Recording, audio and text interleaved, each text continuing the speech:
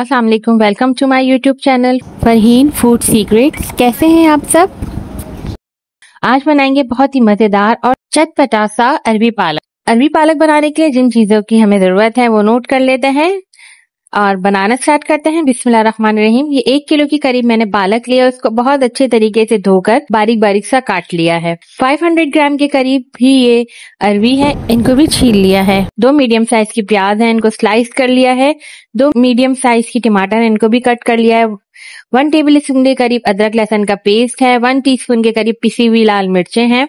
1 table spoon के करीब पिसा हुआ धनिया, हाफ टी स्पून कुटी हुई लाल मिर्चें, हाफ टी स्पून हल्दी, नमक हस्बे जायका या 1 टीस्पून, साथ ही 4 टेबल स्पून के करीब दही भी है और 4 से 5 अदद ये गोल वाली साबुत लाल मिर्चें हैं। कुछ गरम मसाले हैं जिसमें साबुत जीरा है हाफ टी स्पून, 2-3 लौंगे हैं, 2-3 काली मिर्चें हैं और 1 बड़ा टुकड़ा दालचीनी का है। 3 से 4 हरी मिर्चें हैं। सबसे पहले एक कुकिंग पॉट में 5 से 6 चम्मच ऑयल शामिल करेंगे। उसमें जो हमने प्याज स्लाइस करके रखी है 2 मीडियम साइज, वो ऐड करेंगे। इनको गोल्डन ब्राउन कर लेंगे। फ्लेम मीडियम रखेंगे और मुसलसल चमचा चलाएंगे ताकि प्याज जले नहीं।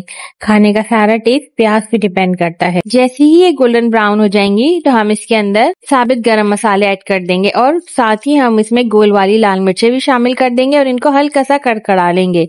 और फिर साथ ही हम इसमें 1 टेबल स्पून के करीब अदरक लहसुन का पेस्ट शामिल करके अच्छे से भून लेंगे। जैसे ही अदरक लहसुन अच्छे से भुन जाएगा तो हम इसके अंदर पालक और अरबी डाल देंगे। अच्छा, पालक में बेइंतहा पानी होता है तो अरबी और पालक किसी पानी में पक जाएंगे। पालक और अरबी ऐड करते के साथ ही हम इसमें तमाम मसाले भी ऐड कर देंगे, यानी हल्दी, पिसी हुई लाल मिर्चें, कुटी हुई लाल मिर्चें, पिसा हुआ धनिया, क्योंकि अब ये अरबी पालक के साथ साथ ये भुन भी जाएंगे और पालक और अरबी गल भी जाएंगे। अभी हम मसालों को ऐड करके भूनेंगे नहीं, बस ऐड कर देंगे। साथ ही टमाटर भी ऐड कर देंगे और जो हरी मिर्चें थी 3 से 4 अदद, वो भी कट करके शामिल कर देंगे। मीडियम लो फ्लेम रखेंगे अभी और फिर इन सब चीजों को बस मिक्स करेंगे और कवर कर देंगे ताकि पालक अपना पानी रिलीज करे। उसी पानी में ये मसाले भी अच्छे से भुन जाएंगे, अरबी भी गल जाएगी और पालक भी। अच्छा, अभी हम नमक ऐड नहीं करेंगे। नमक मैं आगे चल के बताऊंगी कि कब ऐड करना है। कवर करने के साथ ही पालक जो है पानी अपना रिलीज कर देगा।